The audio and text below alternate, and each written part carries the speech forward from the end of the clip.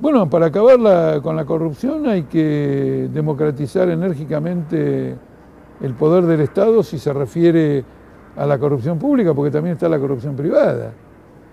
Entonces lo primero que haría es la apertura de los libros y de las cuentas del gobierno, que no las entienden ni los diputados cuando discuten el presupuesto, y la apertura de las cuentas de las empresas.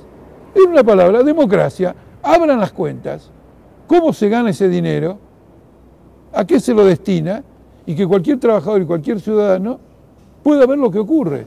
En cambio impera lo contrario, secreto en el aparato del Estado, secreto comercial en el derecho comercial. No, eso no, así va a haber siempre corrupción. Apertura de todo, democracia en todos los niveles, no solamente a la hora de votar.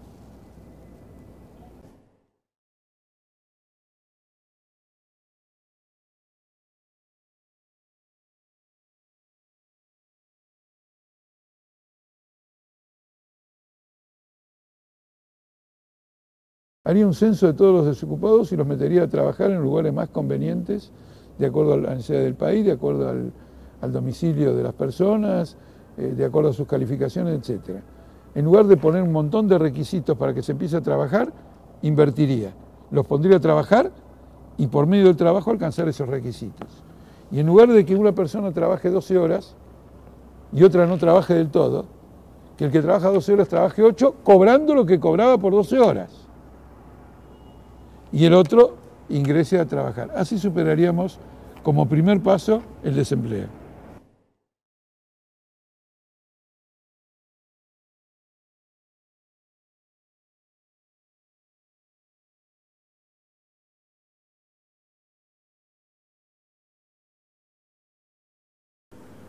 Un gobierno de trabajadores tendría como objetivo número 1, inmediato, urgente, terminar con la desocupación. Porque el objetivo de un gobierno de los trabajadores es fortalecer la cohesión social de la clase obrera y de los trabajadores en general para emprender aquellas tareas que viabilicen el camino de la emancipación de la explotación social. Entonces, en este punto tomaríamos dos medidas. La primera es repartir las horas de trabajo, indudablemente. Es decir, que todos los trabajadores ocupados, luego de un periodo de formación, ingresen a trabajar a las empresas existentes de acuerdo a determinadas características, lo que implicaría una reducción de la jornada laboral. E inmediatamente después, tomar los recursos públicos del país para emprender un enérgico programa de obras públicas necesarias, por ejemplo, colegios, caminos, diversas cuestiones, salud, y un plan de industrialización para garantizar no ya el pleno empleo de los trabajadores, sino un trabajo digno, en que la base mínima sea que el salario cubra el costo de la canasta familiar y a partir de ahí ayude a través de la calificación y la profesionalización a aspiraciones sociales más generales por parte de los trabajadores.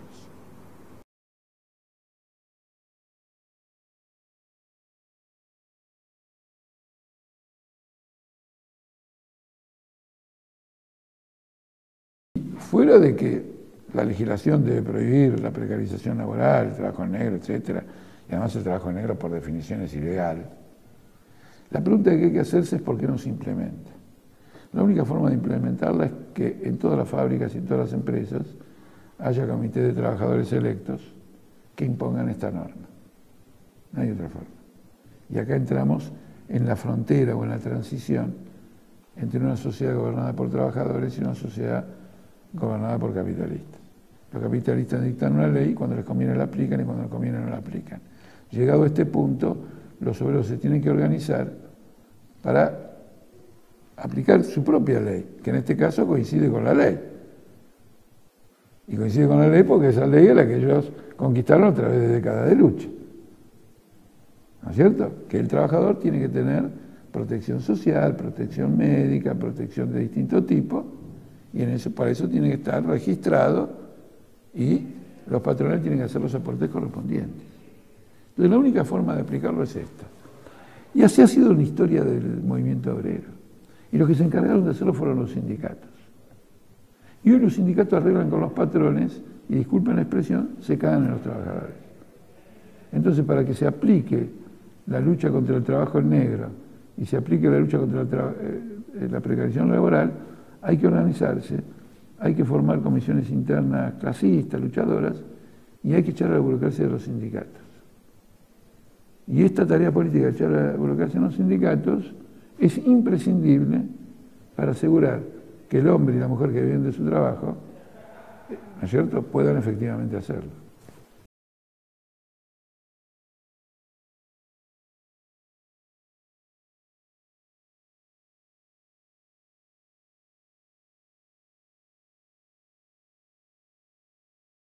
La pregunta ya supone una respuesta, que el desempleo, la desocupación, es causada por la tecnología.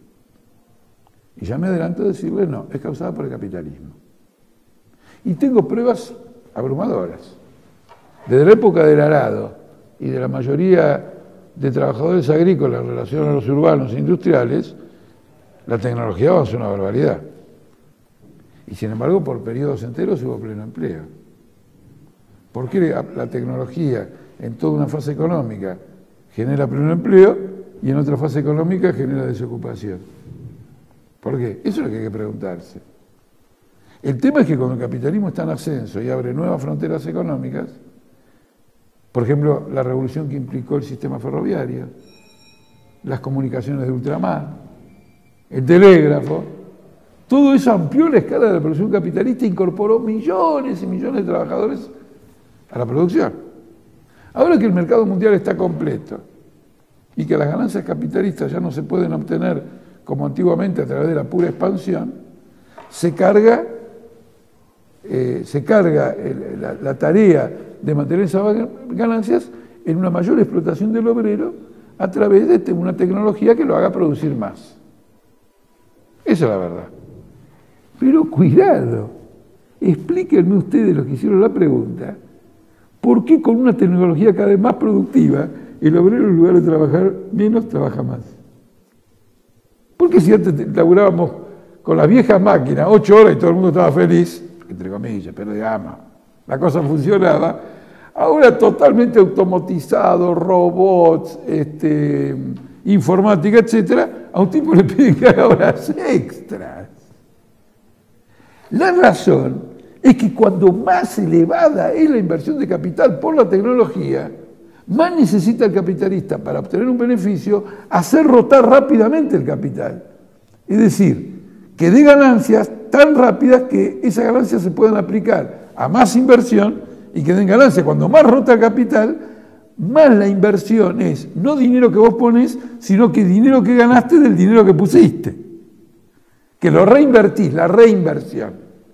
Y ese afán de aceleración de la rotación del capital hace de que se busque extender la jornada laboral. Al mismo tiempo, como hay peligro de desocupación, precisamente porque hay dificultad para colocar la producción y todo lo demás, no toman nuevos trabajadores. Para que la variable de ajuste no sea el despido, sino la flexibilidad en el horario. Hay más producción, Juan Pérez trabaja más. Hay menos, Juan Pérez trabaja menos. Pero no está José Rodríguez laburando y hay que despedirlo. Se juega con los horarios. Evitar el despido es evitar la indemnización. Lo que nos permite el desarrollo tecnológico fuera del marco capitalista es trabajar menos y producir mucho más que cuando se trabajaba más. Pero ahí entonces la producción tiene que tener una finalidad social. Tiene que simplemente buscar el mejoramiento del desarrollo social y no un beneficio cada vez más elevado para desplazar a la competencia, para acumular más capital. Por eso convive la tecnología con la miseria social. ¿Se pusieron a pensar en eso? Más tecnología, más miseria social. Más tecnología, más miseria social. Es absurdo. Más tecnología es más productividad. Podemos vivir más personas, como consecuencia del mismo trabajo. Acá se produce la inversión. Entonces nosotros luchamos en general acá en Argentina, por el cumplimiento de la jornada de 8 horas, porque la gente labura más que eso, pero a escala mundial deberíamos luchar todos por la jornada de 6 horas. Porque cada vez es necesario menos trabajo vivo para poder abastecer las necesidades de consumo, de desarrollo de la humanidad. Hay que reducir la jornada laboral, algo que el capitalismo se niega a hacer, al contrario, alarga la jornada laboral en pleno desarrollo tecnológico.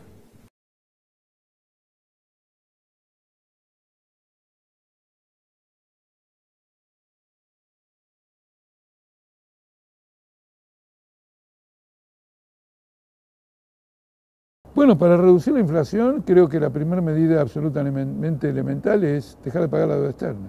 Es una deuda usuraria que se está pagando con la emisión de moneda y por lo tanto con inflación.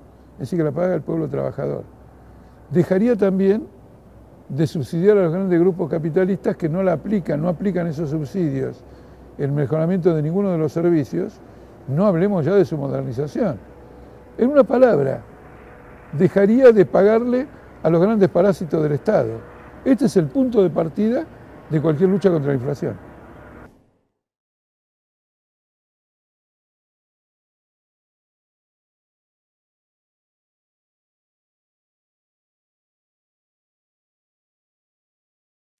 Frente al tema de la inflación, primero quiero aclarar un punto fundamental. Cuando se dice que la inflación es del 25%, 28%, me refiero al conjunto que hace un estudio de estos temas, están disminuyendo la importancia de la inflación. Porque la inflación es un promedio de los precios de la economía. Ahora resulta que hay algunos precios que el gobierno los tiene prácticamente congelados. Entonces bajan el promedio de la inflación. Si no estuvieran congelados, bueno, los tiene congelados, bajan el promedio de la inflación. Significa que los otros productos aumentaron mucho más que el 25%. No es que todos aumentan el 25%. Si algunos no aumentan porque están congelados, los otros aumentan el 30, 40 y 50%. Cuando uno sube al colectivo, no siente que hay inflación. Pero de golpe toda esa inflación la siente en el supermercado, donde no aumenta el 25, sino el 40, el 50, que con el congelamiento del colectivo hace un promedio de 25. Es un problema absolutamente grave. Se lleva gran parte de los ingresos de los trabajadores. El motivo principal de la inflación es la forma como el gobierno gasta el dinero público. En primer lugar, pagándole la deuda externa a los usureros internacionales. Le saca la plata al Banco Central y le saca los dólares al Banco Central para pagarle. El Banco Central, para comprar esos dólares, tiene que emitir dinero. Le da plata a Sirigliano, que le invierte en Miami en una empresa de transporte. Despilfarran como animales, pagan sobreprecios. Y cuando no les alcanza el dinero que recaudan para sostener todo eso, empiezan a imprimir moneda. Los adversarios del gobierno dicen, corten los gastos, corten los gastos. No, corten los gastos no. ¿Cuáles gastos? Los gastos para los usuarios internacionales, hay que cortarlos. Los gastos para los siriglianos, hay que cortarlos. Los sobreprecios de Baez y de todos esos que andan por ahí, todo eso hay que cortarlo. Entonces tenemos una política eficaz contra la inflación. Pero eso hay que agregarle dos cosas. En un país democrático, el pueblo tiene que saber cuál es el costo de producción de la economía. Y para eso hay que abrir los libros de las empresas. ¿Por qué aumentan los precios? ¿Para aumentar el beneficio? Que abran los libros. En la democracia tiene que decir que abran los libros. La democracia no es solo votar. Queremos ver los costos de las empresas, que las investiguen los trabajadores.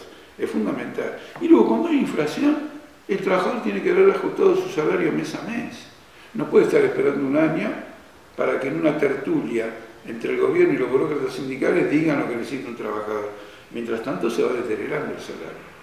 Esas medidas son de emergencia, son inmediatas y son fundamentales para parar en seco la inflación. Luego, hay que transformar a la Argentina. Acá hace falta medidas más de fondo, pero eso lo hablaremos en otra ocasión.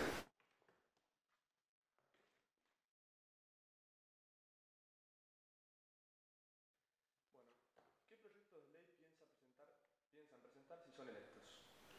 Bueno, indudablemente entre los primeros proyectos de ley va a estar un proyecto que estamos presentando en la propia campaña electoral que elimina cualquier forma de impuesto al salario.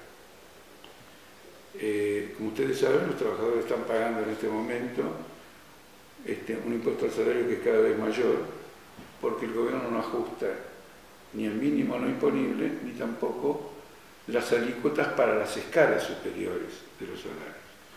Nosotros entendemos que el trabajador no debe pagar ninguna clase de impuesto por su salario y entendemos en esa escala 3 canastas familiares. Esas 3 canastas familiares equivalen hoy a cerca de 25.000 pesos.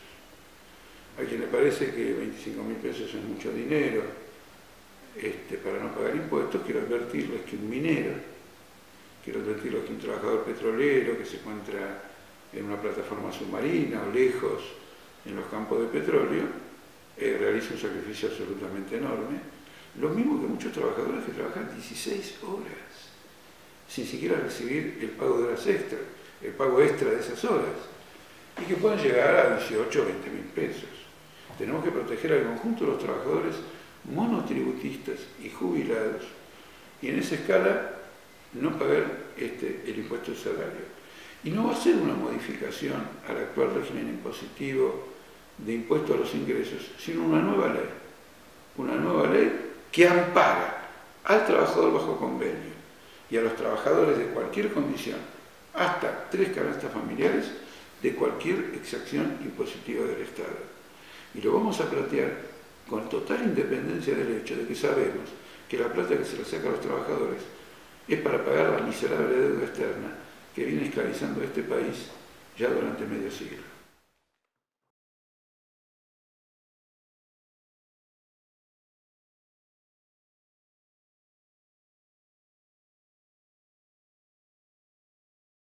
Para entender la aparición de los jóvenes Nini, hay que ubicarse en la crisis del capitalismo, que es una crisis que ya de hace varias décadas, pero acentuada en el último tiempo, reserva a una importante masa, enorme masa de jóvenes trabajadores, le reserva la desocupación. Y esto viene avanzando en las naciones más desarrolladas de Europa y en Estados Unidos. Las tasas de desocupación son absolutamente elevadas y entre los jóvenes son gigantescas.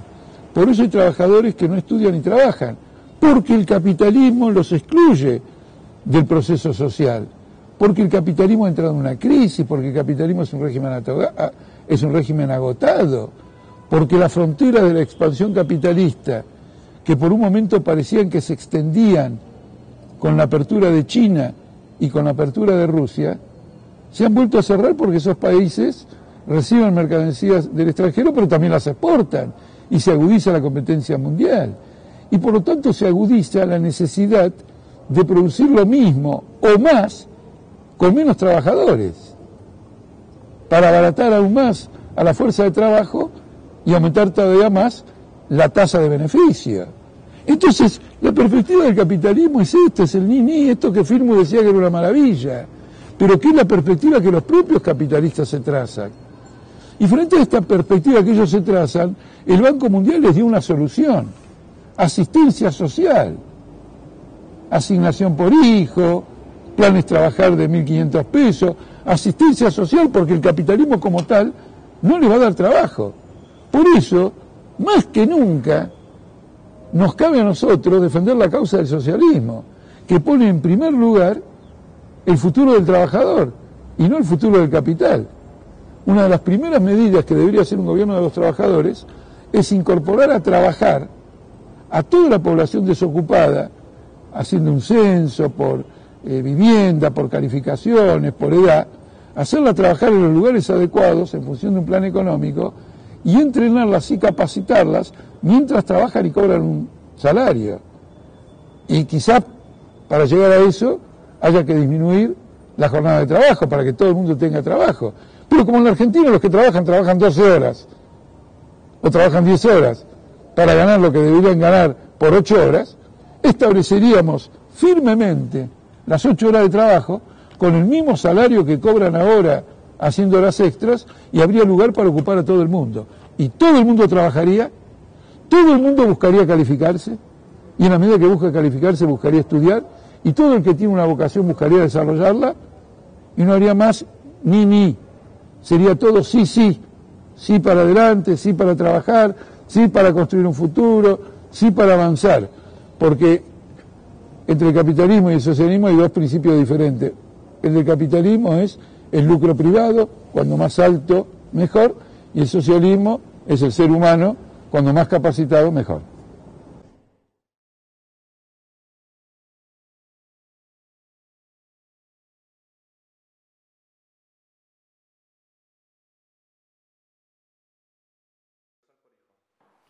Bueno, la asignación por hijo, que tampoco es universal, ni tampoco se encuentra encuadrada en una ley, ni convertida en un derecho, en primer lugar es insuficiente para cualquier familia desempleada. No la saca en absoluto de su condición miserable. El punto más serio incluso ni siquiera es ese, porque cualquier asignación de estas características debiera estar pensada en un sentido temporal, es decir, que el trabajo principal es que esa familia sí tenga trabajo, que se repartan las horas de trabajo existentes, que haya una formación profesional para esas familias, que se desarrollen no los casinos, sino los puestos de trabajo, que no se pague la deuda externa, sino que se coloque el dinero para inversiones que tienen que ver con el desarrollo del país. En cambio, esta asignación está concebida como un sistema permanente de asistencia social. Esto es absolutamente grave. Quiere decir que el régimen político tomado en su conjunto no tiene previsto superar el problema del desempleo. Y aquí viene lo más importante. ¿Quién inventó la asignación por hijo? La asignación por hijo la inventó el Banco Mundial, el hermano gemelo del FMI. Y lo hizo a partir de un estudio en el que establece que el capitalismo en esta época no va a crear empleos suficientes para el conjunto de los trabajadores que la demandan. Entonces ha formado una red de seguridad, una suerte de asistencia social, por el cual millones de personas van a quedar permanentemente en una situación en que tienen que tener asistencia del Estado. No, decimos nosotros. No podemos aceptar las condiciones de un capitalismo decadente. Tiene que haber una enérgica intervención pública, creando los empleos, formando a los trabajadores y que cada familia tenga un trabajo digno. Y naturalmente, en los momentos en que no hay trabajo, que debieran ser breves, una asistencia, por ejemplo, como un seguro al desocupado, como una asistencia por hijo, etc. Tenemos una divergencia estratégica. Se esconde detrás de la asignación por hijo la determinación estratégica de mantener permanentemente en estado de indefensión a una masa considerable de familias y de jóvenes.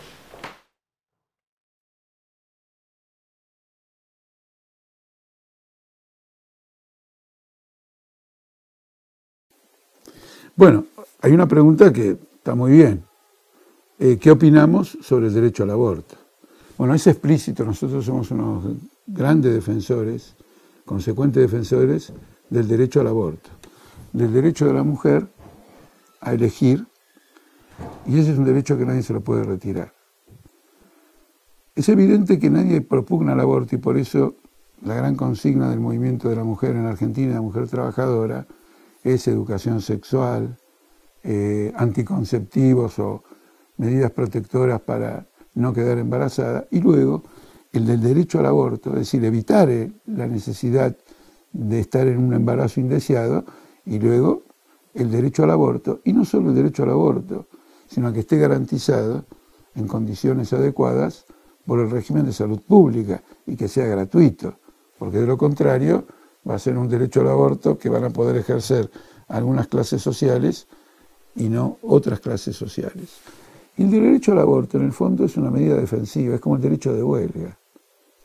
Los obreros no van a una fábrica a hacer huelga, van a trabajar y a ganar un salario. Pero cuando se abusa de la explotación o se le niega la posibilidad de un derecho, se defiende con una huelga. La mujer quisiera construir la vida con completa libertad, pero esa libertad no la tiene. No la tiene por distintos motivos. Primero porque hay un machismo descontrolado, que es una expresión de un sistema de explotación que ha puesto al hombre por arriba de la mujer y a los niños por debajo de los adultos y a los viejos por debajo de todo el mundo. Las manifestaciones de un sistema de explotación son múltiples, no se reducen simplemente a una explotación de tipo económico en el marco de una empresa. Y la mujer es una víctima, es objeto de varias opresiones.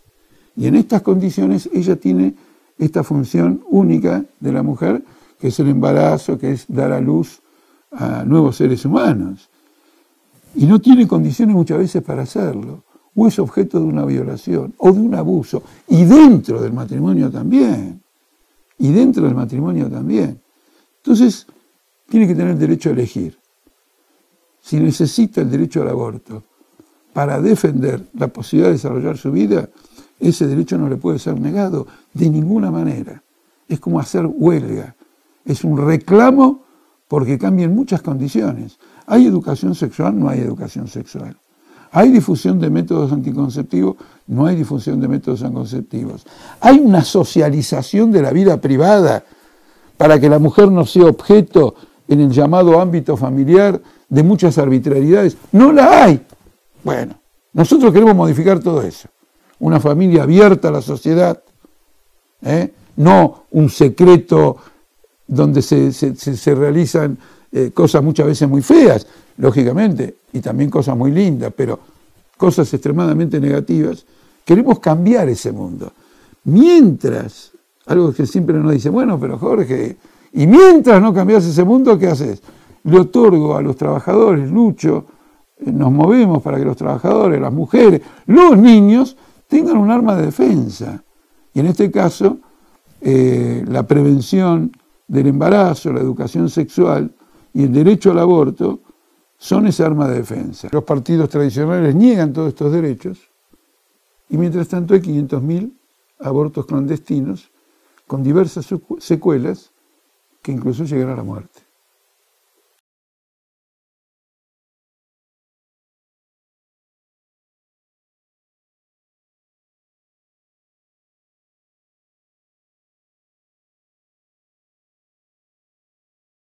Acá tengo una pregunta que me interesa mucho porque dice, si mi hermano es chofer y dice que ahora hay que bancar a Cristina por lo que hizo, ¿el trabajador de UTA puede mejorar sus condiciones de trabajo? Él pregunta, ¿el transporte público puede mejorar? Bueno, yo no sé exactamente qué es lo que hizo Cristina que mereciera, digamos, el interés de estos trabajadores, que en general hacen recorridos muy intensos y cumplen horas extras en un servicio que tiene mucha atención. Pero de un modo general, yo pienso que un obrero no debe votar a un gobierno que considera que hizo algo bueno, sino que un obrero tiene que votar por un partido, por los partidos que defienden el progreso material y moral de los trabajadores como principio. Porque lógicamente hay gobiernos mejores y gobiernos peores. Y uno no puede estar como obrero diciendo, bueno, este es mejor. Es decir, sufro una explotación relativamente atenuada a la que sufriría con el otro. Ese razonamiento, en mi opinión, no es correcto. El obrero tiene que decir lo siguiente, ¿cuál es mi propósito, digamos, estratégico? ¿Qué objetivos quieren alcanzar y qué partidos políticos luchan por ese objetivo? Porque si no les da el apoyo a esos partidos que luchan por ese objetivo, demora la posibilidad de que esos partidos progresen y esos objetivos de principio fundamentales de los trabajadores se puedan conseguir. Dicho esto, nosotros planteamos que con el salario que se gana en la actualidad, los trabajadores del transporte, los choferes, tienen que trabajar 6 horas. Y no es una utopía, porque yo personalmente presenté una ley, se aprobara en la legislatura, que redujo a 6 horas el trabajo de los compañeros del subte, y eso está vigente sin que se les afectara el salario. El trabajo de chofer es un trabajo insalubre, no solo porque respire lo que se respira de la combustión y del medio ambiente de las ciudades, es psicológicamente o psíquicamente insalubre, es extremadamente tenso. Y con relación al propio transporte público, el transporte público es función del negociado del transporte y es función de cómo está organizada la ciudad. Y la ciudad no está organizada en función de la movilidad de los trabajadores, sino de la rentabilidad que buscan los distintos medios de transporte. Entonces tenemos este embotellamiento gigantesco, todas las líneas yendo hacia el mismo embudo, una falta de complementación de transporte con el subte. Ya esto requiere otra respuesta, que es cómo concebimos la ciudad, los que estamos por el mejoramiento de la vivienda, del hábitat de los trabajadores, y no por el favorecimiento de estos negociados o de la especulación inmobiliaria. Sería ya otro tema, pero ya está claro esto y nosotros en el Congreso de la Nación vamos a plantear las 6 horas para el personal de salud sin que se le toque el salario y, por ejemplo, para los trabajadores del transporte público, es decir, los choferes, del mismo modo que lo hicimos con el subte.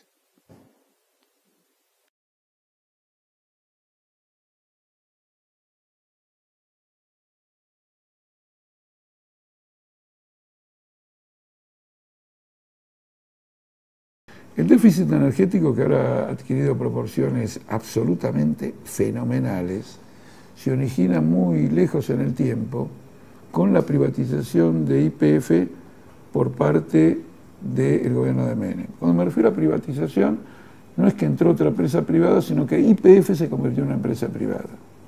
Y a partir de ahí desarrolló una política implacable de exportación a los precios internacionales, lo cual fue disminuyendo las reservas relativas de energía que existían en el país. Esto se agravó con la entrada de numerosos otros sectores privados, Chevron, Bridas, British Petroleum, Petrobras, y el conjunto del régimen energético fue privatizado a precios internacionales, incluidas las empresas de gas, las distribuidoras, las generadoras, etcétera, todo un conjunto de privatizaciones. Cuando llega Kirchner, todas estas empresas están en quiebra como consecuencia de la devaluación y del endeudamiento que estas empresas tenían, y el gobierno kirchnerista las rescata en el mismo esquema del menemismo. Ahora la debacle energética es completa, como lo prueba el hecho de que Argentina se ve obligada a importar por 12.000 millones de dólares. Bien, llegado a este punto, ¿cuál es la salida? La salida es la nacionalización completa de la industria. ¿Por qué la salida de la nacionalización completa de la industria? Porque el gas y el petróleo rinden una renta absolutamente fenomenal debido a los altos precios internacionales que tienen. Y la cuestión es si esa renta queda en el país o esa renta queda capturada por los monopolios internacionales que sirven para financiar sus negocios en el resto del mundo. La otra cuestión es el problema ambiental. El capitalismo es por definición hostil al medio ambiente, por definición, porque como su interés máximo es el engrandecimiento del beneficio, procura una rotación lo más rápida del capital, porque cuanto más veces las ganancias reponen capital en el curso, por ejemplo, de un año, mayor es el beneficio general. Y esto nos lleva a una política de descuido completo del medio ambiente. Lo vemos en el Riachuelo, donde no se trata del petróleo, sino del conjunto de industrias instaladas ahí, que han encontrado más barato contaminar el conjunto del Riachuelo que adoptar procedimientos técnicos no contaminantes, pero que hubieran encarecido sus costos y por lo tanto disminuido sus beneficios. YPF, y todavía no Chevron, sino YPF, Petrobras, el conjunto de las empresas, han contaminado ferozmente la Patagonia, y no porque estén sacando un gas no convencional que ahora se está criticando, sino en el curso normal de la explotación petrolera, no reparando las cañerías o los tubos allí donde la pérdida de petróleo era inferior en términos de costo a esa reparación. Esto tiene un alcance de tipo mundial. La empresa British Petroleum, exactamente, produjo la contaminación más grande de la historia con la explotación de la plataforma marítima submarina en el Golfo de México, y está recibiendo juicios por valores de decenas de millones de miles de dólares. Y Chevron en Ecuador, donde hasta los tribunales norteamericanos han ratificado fallos que la multan por una cifra como 19.000 millones de dólares. Entonces el capitalismo y la explotación petrolera son antagónicos y son perjudiciales para el medio ambiente.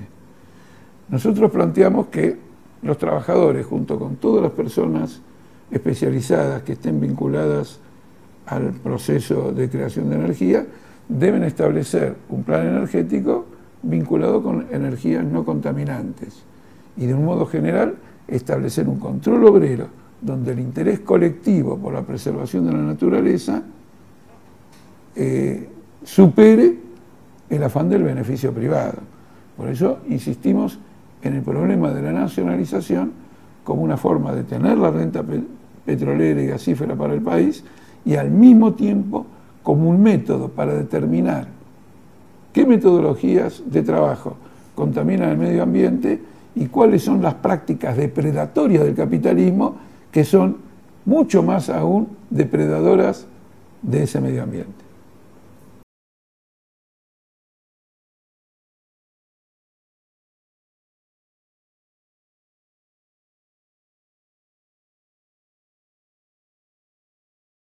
Tiene que ver con el tema de la pregunta anterior o estas preguntas sobre libertad, igualdad, etcétera, en el sentido de que hoy los medios de comunicación están dominados por una minoría que determinan la forma de comunicación al interior de un pueblo, básicamente.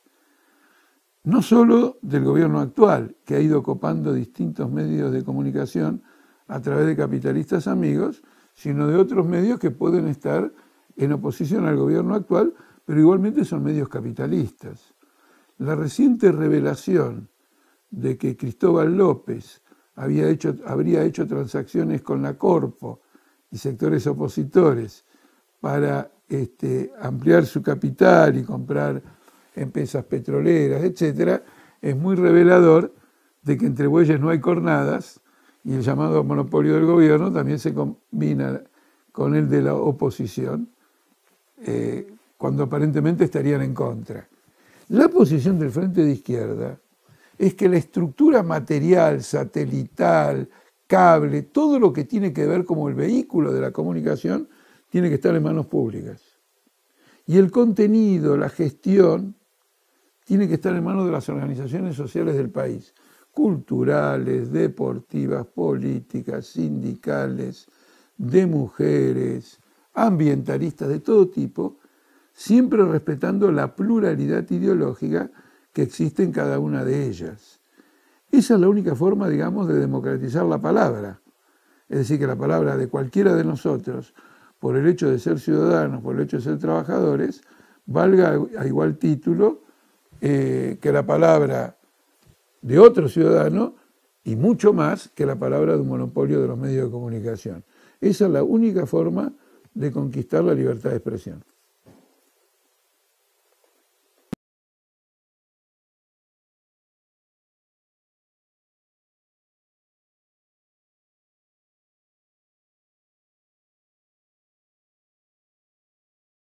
Le va a sorprender a ustedes lo que le voy a contestar. No hay que reformar para nada la Constitución. La Constitución simplemente no existe. Los gobiernos hacen lo que les canta en gana. Gobiernan por decreto, gobiernan con superpoderes, gobiernan con leyes de emergencia, declaran el estado de sitio sin aprobación del Congreso. No quiero ser grosero, pero todos los partidos políticos que han gobernado del 83 hasta ahora se han literalmente cagado en la Constitución. Por lo tanto, si yo propusiera reformar la Constitución, estaría, digamos, protagonizando un escándalo, una cosa ridícula, que se reforme una Constitución que ya no se cumplió y que tampoco se va a cumplir. No tiene absolutamente ningún sentido. Ahora, demos vuelta a la pregunta. ¿El Partido Obrero, el Frente de Izquierda, llega al gobierno, reforma la Constitución? Absolutamente sí. Porque nosotros vamos a hacer una Constitución que nosotros vamos a cumplir. Es así. Y lo que empezaríamos es por ampliar los derechos democráticos que hoy esta Constitución no reconoce. El principal de ellos es que le priva al pueblo el derecho de gobernar si no es por medio de sus representantes. Es decir, que le priva al pueblo el derecho de revocar a sus representantes. Ahora, el que elige y no revoca es como el que se casa y no puede divorciarse. Puede llegar a ser muy feliz, pero puede, bueno, no quiero abundar, puede no serlo. Y no tiene la posibilidad de corregir lo que fue una elección desacertada o una experiencia inadecuada, no la puede corregir y se tiene que jugar de por vida eso. Entonces no hay derecho electoral si no hay derecho de revocatoria. Tampoco en la división de poderes establece la elección de jueces y fiscales. De modo que crea una oligarquía jurídica, que aunque digan que es independiente de no sé quién, no es independiente del Ejecutivo de nadie porque hay tranzas todo el tiempo, y lo que es más importante, no es independiente de los poderes económicos. Les voy a dar un ejemplo. ¿A algún ahorrista la justicia le devolvió sus ahorros? No.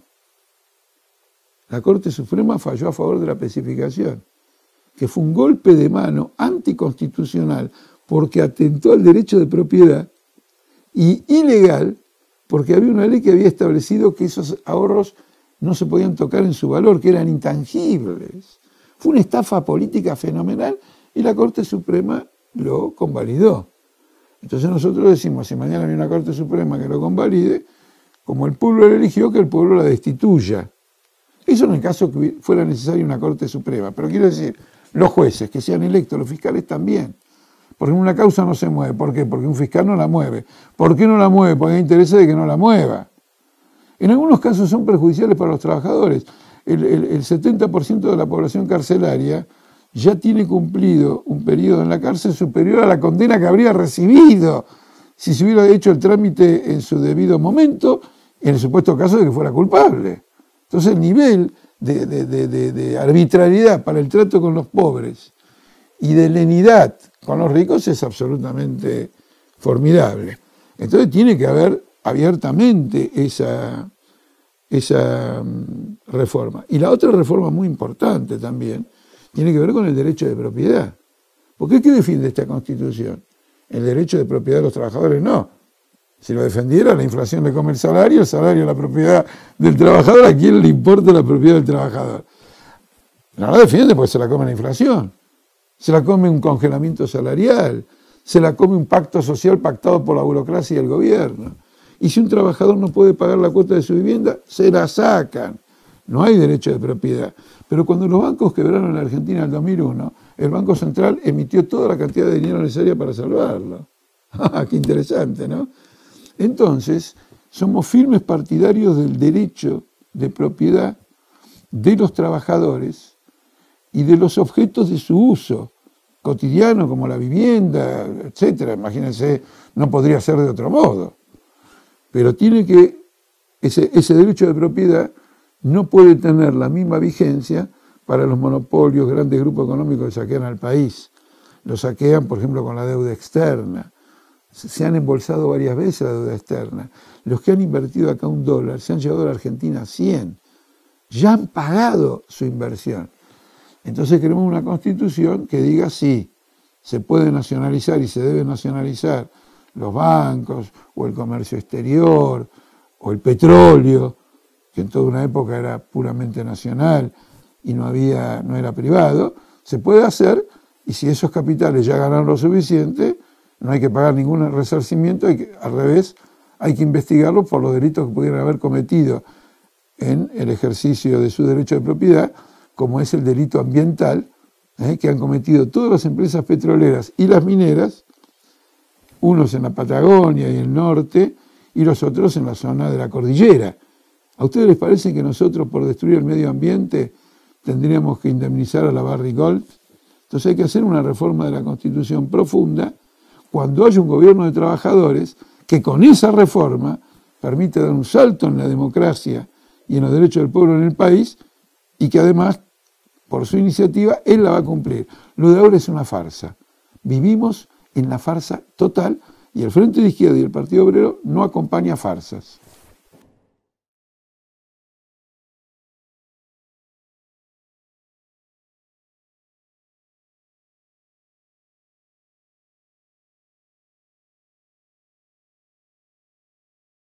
Si no cumplimos con todo esto que estamos diciendo, ¿qué puede hacer un ciudadano? Bueno, nosotros decimos lo que puede hacer porque nosotros proponemos el derecho de revocatoria. Es decir, que nosotros que nos presentamos para ser electos, queremos que se incorpore el derecho del ciudadano a revocarnos antes del mandato porque juzgue que no estamos cumpliendo con ese mandato, que reúne una cantidad de firmas mínimas con capacidad para reunir, que sean certificadas, e inmediatamente se llama un referéndum si ese candidato que fue electo con un determinado mandato lo está cumpliendo o no lo está cumpliendo. Sin derecho de revocatoria no hay libertad electoral, porque vos estás entregándote un mandato y no poder retirarlo. Hay que poder entregar y poder retirar, en cualquier momento.